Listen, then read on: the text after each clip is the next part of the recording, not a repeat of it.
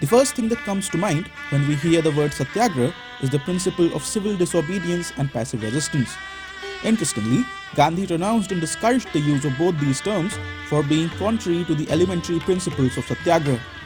He believed that satyagraha was neither disobedient nor passive. It is therefore important to understand what led to the constitution of the philosophy of satyagraha. Gandhi was inspired equally by both Western and Hindu philosophy.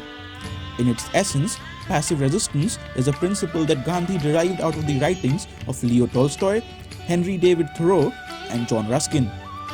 However, satyagraha as a way of life instead of a form of resistance originates out of the Hindu philosophy of truth being the ultimate aim of an individual's life.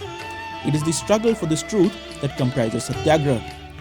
Therefore, contrary to popular belief, satyagraha isn't a form of protest through non-cooperation, but a way of life which includes, among several other facets, resisting any form of unjust authoritarianism that seeks to deter an individual from the organic course of life in pursuance of elemental truth. The terms organic course of life and truth have been subjected to a multiplicity of interpretations, ranging from a narrow socio-political identification to a holistic art of living. Gandhi himself defined the organic life in his book Hind Swaraj, which is his elucidation of John Ruskin's Unto This Last. The economic aspect of Hind Swaraj can be found in J.C. Kumarappa's Economy of Permanence. Through this organic model of life, Gandhi advocated for sustainable development almost a century before the United Nations did. It is the exposition of the term truth whose ambivalence has led to the disorientation of the principle of satyagraha. Gandhi's haunting obsession with truth, which is evident from the title of his autobiography, has led scholars to conclude that Gandhi's understanding of truth is too spiritual and transcendental to be devolved into a structure of do's and don'ts to guide a political movement. This is also the argument used to criticize Gandhi's decision to call off the non-cooperation movement after the Chauri Chaura incident.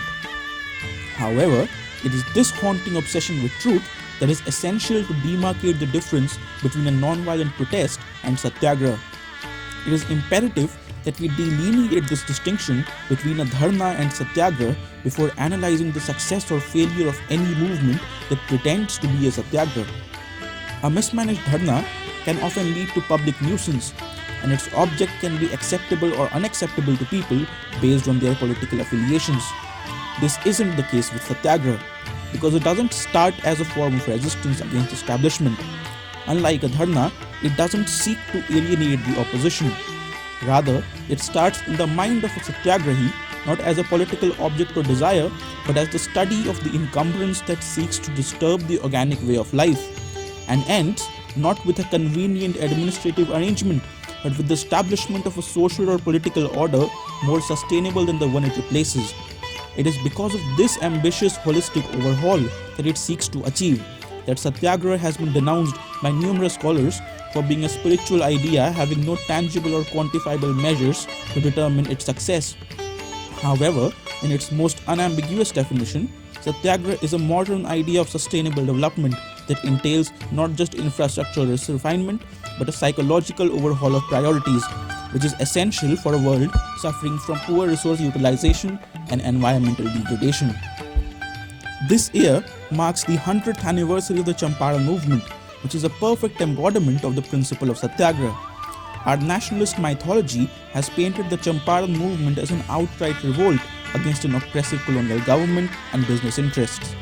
But in fact, there never was a Champaran movement as such.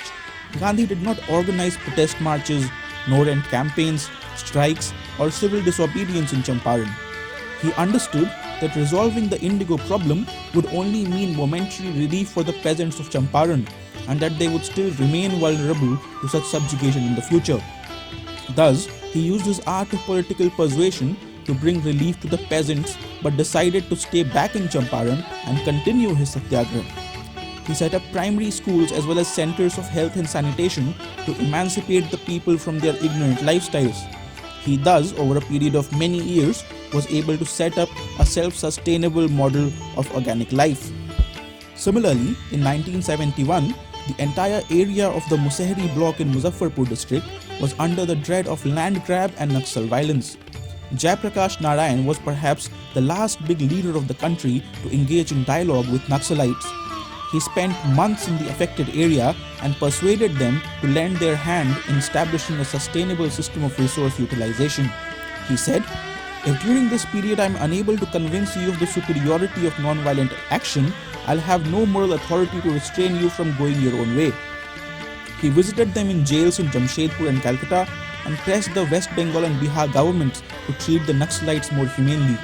He also started an organization called Muzaffarpur Vikas Mandal in 1972 to maintain constant and continuous relation with the people of the area. His endeavor has stood the test of time, and Musehri continues to be free from Naxal infiltration. Clearly, Satyagraha isn't impractical. However, it takes effort and time, as well as character to make it work. It isn't as sensational or eye-catching as a general protest. Its implications, however, extend well beyond the political realm and delve into the philosophical. Satyagraha isn't also necessarily practiced only when there is oppression. The underlying purpose of Satyagraha is to eliminate untruth.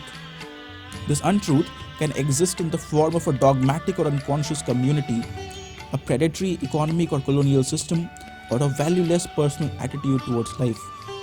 Gandhi therefore constantly referred to Satyagraha as soul force. Satyagraha is unique because it seeks to bring about comprehensive change in the world order through subtle changes in the individual way of life. By doing so, it makes sure that the change is permanent because it hasn't merely shattered the organizational structure of the system, but rather undermined the individual thought process or the lack of it on which the system thrived. Satyagraha is thus a remarkable principle wherein individualism paves the way for community empowerment.